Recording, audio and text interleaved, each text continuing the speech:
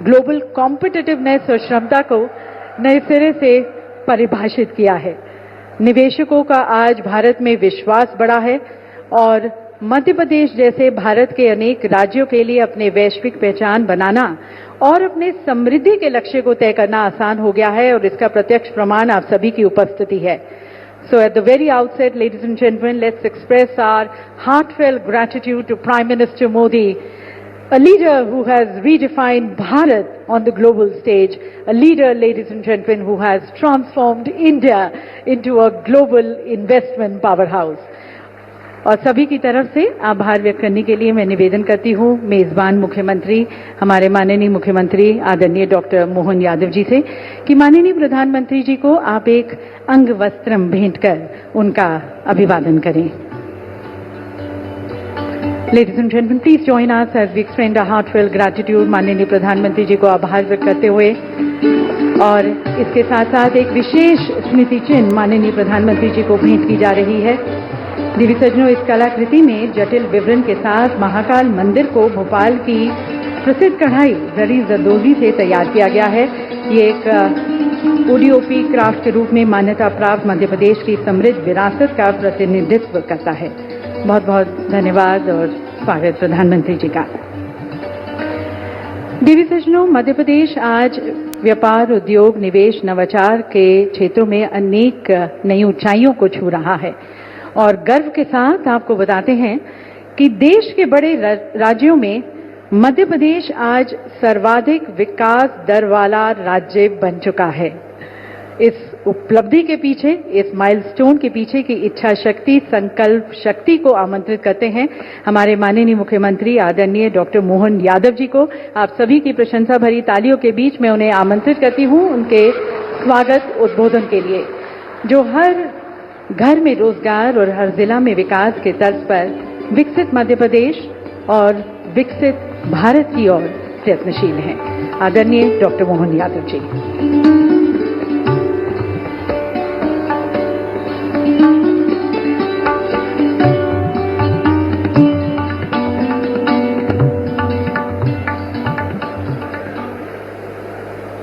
राजा भोज की नगरी, झीलों की नगरी और आज के इस पूरे कार्यक्रम में हमारे बीच यशस्वी प्रधानमंत्री माननीय नरेंद्र मोदी साहब, आपका मैं अभिनंदन करता हूं, स्वागत करता हूं। साथ ही विराजे गवर्नर माननीय मंगू भाई पटेल साहब, माननीय केंद्रीय मंत्रीगण, जिम्बाब्वे से पधारे हुए माननीय मंत्रीगण, इस सभागार में मौजूद सभी विभिन्न राष्ट्रों के राजदूतगण, अन्य अधिकारीगण, भारत सरकार के सभी केंद्रीय मंत्रीगण, मध्य प्रदेश सरकार के माननीय मंत्रीगण, माननीय सांसद, विधायक, देश और विदेश से बड़ी संख्या में पधारे इस निवेश के महाकुंभ के अवसर पर सभी माननीय उद्योगपतिगण, मैं आज के इस अवसर पर ग्लोबल इन्वेस्टर समिट 2025 में पधारे हुए सभी प्रमुख उद्योगपतियों, निवेश बंधुओं, यंग इन्वेस्टर और विभिन्न देशों के जनप्रतिनिधियों का स्वागत करता हूं, अभिनंदन करता हूं।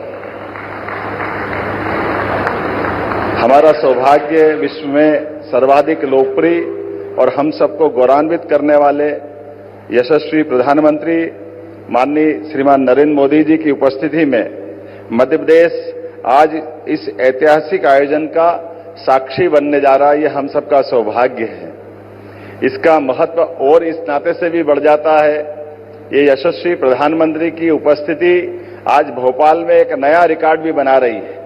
आमतौर पर भोपाल शब्द को जैसे ग्लोबल या गूगल पे हम सर्च करें तो तुरंत भोपाल करते ही भोपाल गैस त्रासदी के माध्यम से एक अपनी अतीत की एक काली छाया को लेके हमेशा से अपने आप में यह कष्ट महसूस करता था, लेकिन आज माननीय यशस्वी प्रधानमंत्री की मौजूदगी के बाद अब भोपाल हमारी ग्लोबल रूप से एक अलग पहचान बनाने जा रहा है। मेरी अपनी ओर से बहुत बहुत बधाई, बहुत शुभकामना। यह आशीर्वाद आपको हमेशा हमारे लिए, भोपाल के लिए अब हमेशा अविस्मरणीय रहेगा। इस अवसर पर जब मैं अपने प्रदेश की बात करता हूं तो वन संपदा, खनिज संपदा, जैव संपदा, जल संपदा से भरपूर मध्य प्रदेश में आपका अभिनंदन है, आपका स्वागत है। देश के हृदय प्रदेश मध्य प्रदेश में भोपाल देश की स्वच्छतम राजधानियों में से एक, राजा भोज की इस नगरी में, झीलों की इस नगरी में पुनः आपका वंदन है, अभिनंदन है।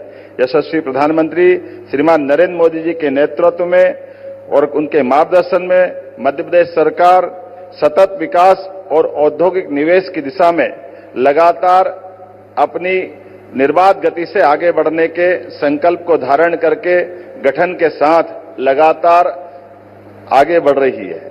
आज जब हो रही ग्लोबल इन्वेस्टर समिट तो इसकी थीम ही अपने आप में उत्साहवर्धक है।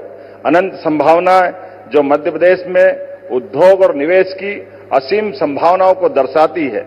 अनंत संभावनाएं केवल एक विचार नहीं बल्कि मध्य प्रदेश के प्रत्येक क्षेत्र में अवसरों की व्यापकता को दर्शाने वाला दृष्टिकोण है। आदरणीय प्रधानमंत्री जी ने सबका साथ, सबका विकास, सबका प्रयास, सबका विश्वास का मंत्र दिया है, जिसमें यह संदेश समाहित है, जब संभावनाओं के अनंत आकाश में हम सब मिलकर आशाओं की ज्योत जलाते हैं तो एक नहीं बल्कि सभी के आंगन रोशन होते हैं और यही हमारी सनातन संस्कृति की गौरवशाली विरासत भी है। माननीय प्रधानमंत्री जी के नेतृत्व में भारत को 2047 तक विकसित भारत बनाने का संकल्प भारतवासियों ने लिया है। हमारा लक्ष्य देश को $35 ट्रिलियन की अर्थव्यवस्था बनाना है। ऐसे में विकसित भारत के इस लक्ष्य को प्राप्त करने के लिए विकसित मध्य प्रदेश समस्त प्रदेशवासियों के साथ अपना महत्वपूर्ण योगदान करने के लिए प्रतिबद्ध है। इसी अनुक्रम में हमने आगामी 5 वर्ष में राज्य की अर्थव्यवस्था को दोगुना करने का लक्ष्य निश्चित किया है, जिसको आपके आशीर्वाद से लगातार हम गतिशील हैं। 1 वर्ष पूर्व निवेश और औद्योगिक विकास की इस यात्रा को रीजनल इंडस्ट्री कॉन्क्लेव के माध्यम से बाबा महाकाल की नगरी उज्जैन से प्रारंभ किया। यह पहली बार रीजनल इंडस्ट्री कॉन्क्लेव की शुरुआत हुई, जिसके अगले क्रम में जबलपुर, ग्वालियर, सागर, रीवा, शहडोल, नर्मदापुरम जैसे संभाग केंद्र तो थे, लेकिन रीजनल इंडस्ट्री कॉन्क्लेव पहली बार जब हुई तो वास्तव में ये एक अलग प्रकार का हमारे लिए उत्साह और उमंग का वातावरण बना। इसी क्रम में हमने इस रीजनल इंडस्ट्री कॉन्क्लेव को और सफल बनाने के लिए देश के अन्य राज्यों में, खासकर मुंबई, कोयंबटूर, बेंगलोर, कोलकाता, पुणे, दिल्ली में इन्वेस्ट इन एमपी के अलग अलग प्रकार के रोड शो का आयोजन किए।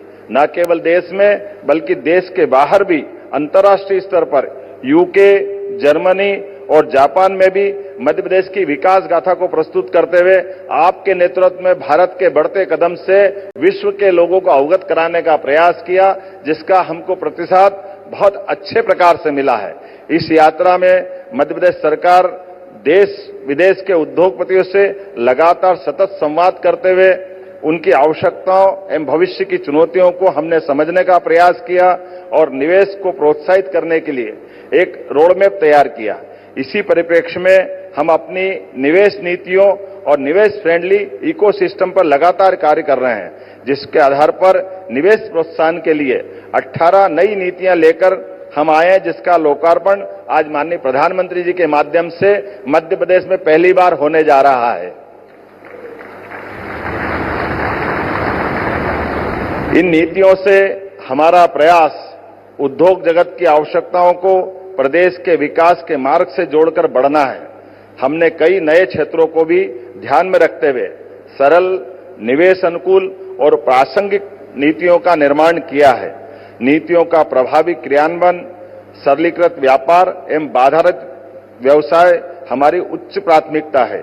इसके लिए मध्य प्रदेश सरकार द्वारा जन विश्वास अधिनियम पारित किया गया है, जिसके उद्देश्य जटिल एवं अप्रासंगिक प्रावधानों को कम करना, सिंगल विंडो सिस्टम को बेहतर बनाना, शासन में पारदर्शिता लाना।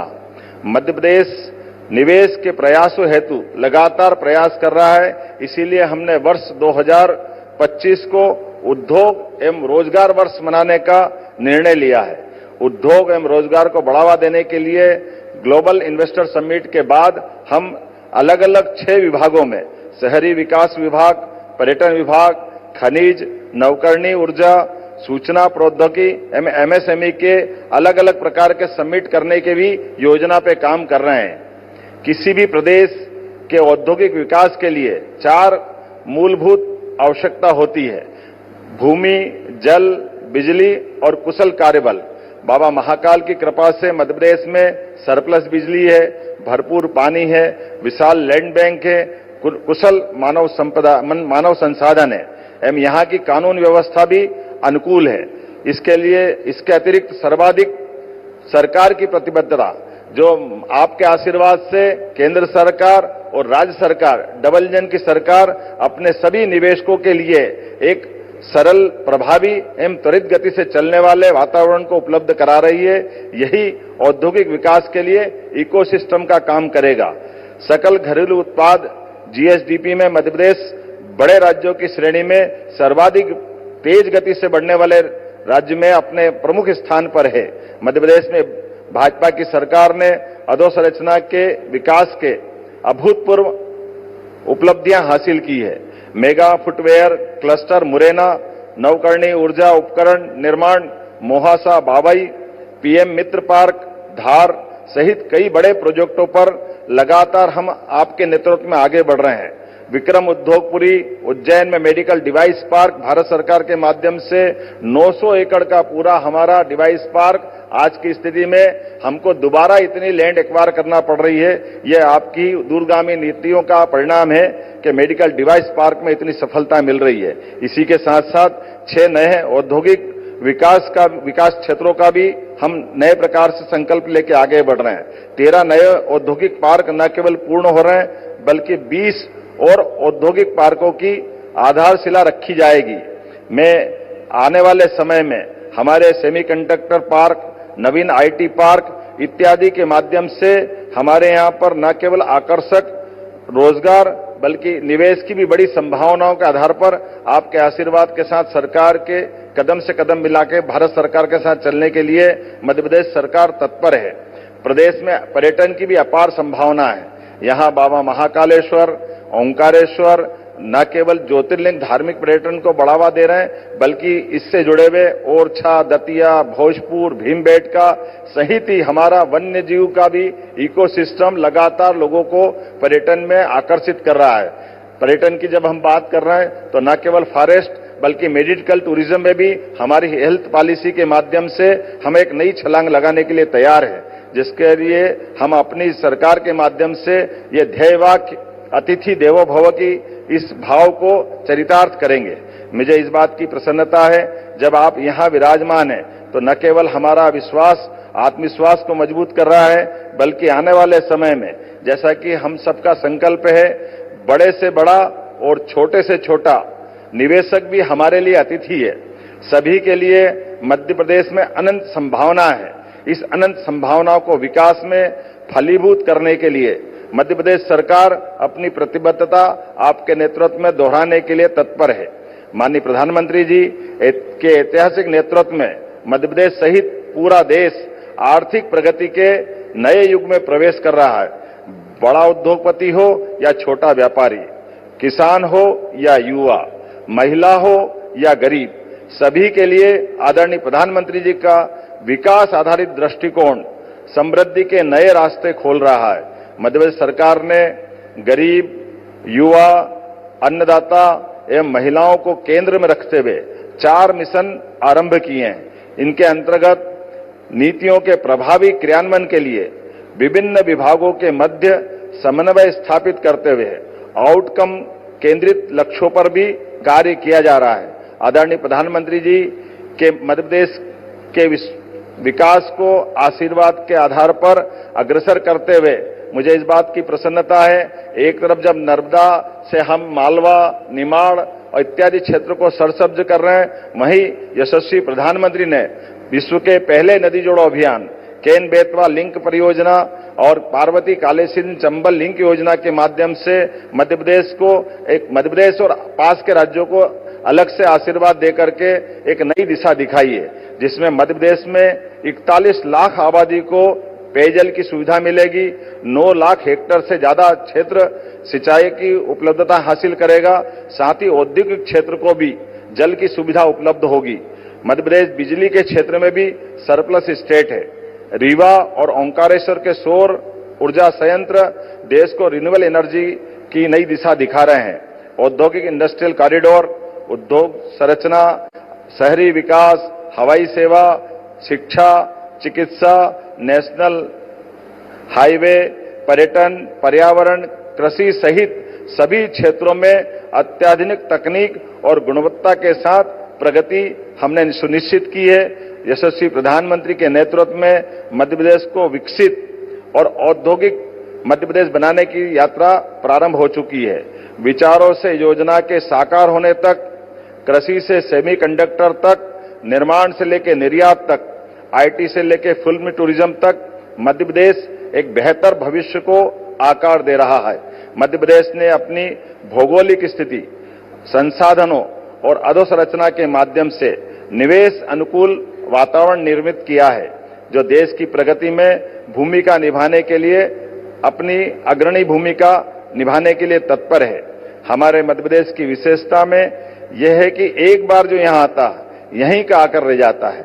हमारा मध्य प्रदेश ऐसा परिवार है, आप मध्य प्रदेश आए और मध्य प्रदेश के विकसित करने के संकल्प में सहभागी बने, इसी अपेक्षा के साथ मैं यहाँ हृदय से सभी पधारे हुए सज्जनों का आभार मानता हूं। मैं पुनः यशस्वी प्रधानमंत्री श्रीमान नरेंद्र मोदी जी का आभार मानता हूं, जिनके नेतृत्व में मध्य प्रदेश पुनः एक नई उड़ान लेने के लिए आगे तत्पर है। मेरी अपनी ओर से एक बार फिर सबका वंदन, अभिनंदन, बहुत बहुत धन्यवाद। भारत माता की जय।